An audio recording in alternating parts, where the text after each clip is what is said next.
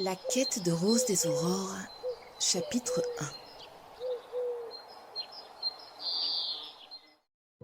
Il était une fois dans un pays lointain, très lointain, si lointain que je suis persuadée que personne ici ne le connaît, un village nommé Roche-de-Feu. Cette petite ville pavée était surplombée par des montagnes saillantes et dépourvue de végétation. Encore plus haut que toutes les montagnes environnantes, se dressait un volcan noir comme le plus noir des charbons. Aucune végétation n'y poussait et le sol n'était que roches volcaniques et cendres.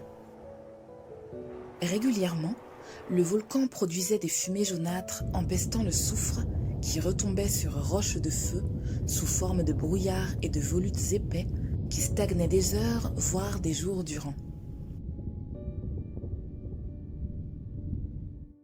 Roche-de-Feu était une petite ville froide et silencieuse, plongée dans l'ombre des hauts monts qui la dominaient. Le village vivait au rythme des caprices du volcan et l'existence des habitants était ponctuée de longs moments de confinement.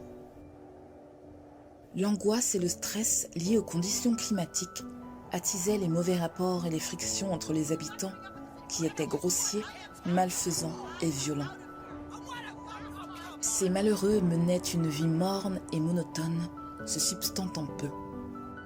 Par ailleurs, depuis 16 ans, pour ajouter encore plus de difficultés à la situation, le bourg était régi par de strictes et étranges règles dont certaines interdisaient aux habitants de sortir de leur demeure après le crépuscule.